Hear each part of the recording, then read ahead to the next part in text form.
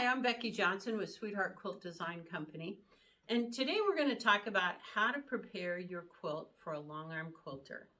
And I have a little experience with this. I've been long arm quilting for 20 years now, and so I've seen a lot of quilts, and it's a lot of fun.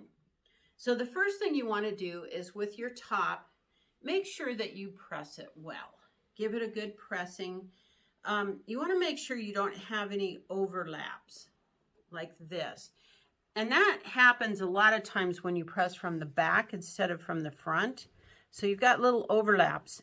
And funny things happen when you've got those and your quilt is being quilted.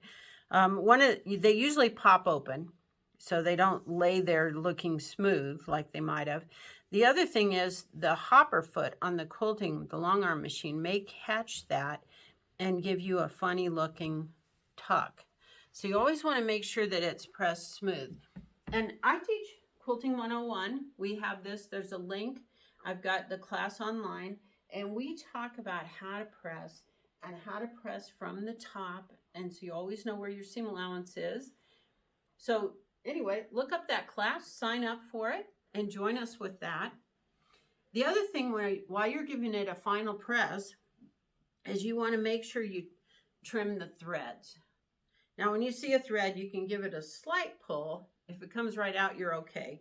But if it doesn't, just clip them off.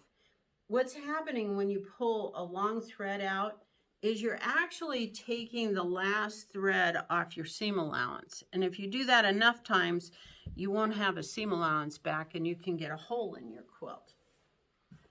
Now, with your backing and your batting, you do not want to pre-layer it. The quilter will do that on her machine or his machine. And you need to have at least an extra 6 inches wider and 6 inches longer. And check with your quilter on that. Some prefer 8 inches. And there are reasons for that.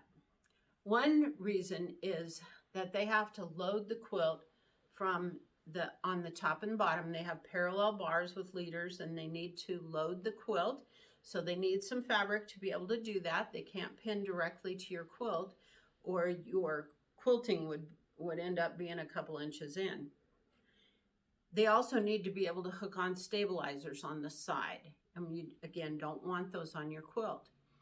Then sometimes you've measured your quilt and you think it's 70 inches, and really it's 70 3/4 because it wasn't laying quite smooth. Or when you pressed it better, it came out bigger.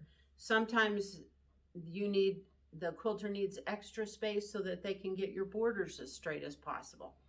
So in order to give her a good chance to make your quilt look good, she needs that extra fabric. Now, if you make a backing, a lot of times with a backing, you have a seam down the middle or sometimes crosswise, and you want to do a 1-inch seam so you can trim out the selvage edges. But on the outside, you can just leave those on and trim them after it's quilted, when you trim your quilt. And I do have a couple of videos you're going to want to check out. One is on how much fabric to buy, and there's a quilter or a YouTube video on how to make your back. And I show a very simple way to make a back, and it's square when you get done, which your long arm will appreciate. They're used to squaring up quilt backs, but the better yours is, the happier they'll be. With your batting, you want to use a high quality batting. When there are battings out there that will literally start pilling through the front of your quilt, and once it starts, there's nothing you can do about it. Most quilters provide batting. You can check with them. If they do, they'll be selling you the same batting they put in their own quilts. And they'll have a quilt there you can feel, you can see how it's going to feel inside.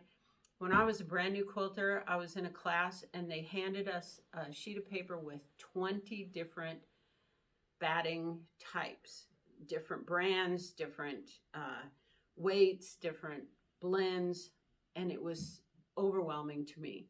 So you can trust your long arm quilter. They know what they're talking about. And your local quilt shop. You can, both of them. So we talked about sewing your back. Watch that video. If you buy a wide back, they're so wide that they're extremely difficult to roll on a bolt straight. They're almost always crooked. Now, if the shop you're buying from tears the wide back, then you know it's torn on grain. So even though it looks like it's not straight, it really is straight. And I load those on my long arm, and I have a technique where I can straighten those out, and they work just great. If they are cutting them, you would normally buy at least an extra 6 inches, so buy an extra half yard so that your long arm quilter has the opportunity to get that straight so that your quilt is done as good as possible, as well as possible. So one thing that happens, oh, and you don't need to layer your quilt. Your quilter will do that. Matter of fact, if you pre-layer it, she'll have to take it apart. Or if you put safety pins, she'll probably want your help to take it apart. Now, if you think you're going to do it yourself, but you're not sure, then if you pin it together and you change your mind, you'll have to take those out. If you went the spray-based route, make sure you buy your spray basting from a quilt shop so that you get a high quality quilt based that's not going to gum up your needle when you're doing it, or when you give it to the long arm quilter, so it doesn't gum up the needle on their machine. Now, if you think there's any chance you might change your mind after you pin or baste your quilt, don't just take a pair of scissors and randomly cut them. Take your ruler and lay it on there and cut it your full 3 inches all the way around, and cut it straight so that when you take it to the long arm quilter has something good to work with, just in case. All right, I think that's good. Oh, funny story about the quilter's pins. You know, you've seen them, and they have a curve in them so that it makes it easy to push them through and pin them. And a friend of mine had gone to a discount store and bought her quilter safety pins. And when she tried to use them, they were so dull that they wouldn't work. So again, buy them from a quilt shop. And so she sent her 12-year-old son in to the store, because she had some other kids in the car, to return them. And he took them to the service desk, and the lady there said, "Well, I can't take these back. They're all bent."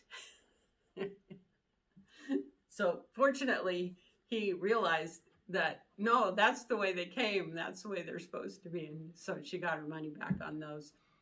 Anyway, just fun. So anyway, have fun with that, and we'll see you next time. Be sure and like us and subscribe. Thanks.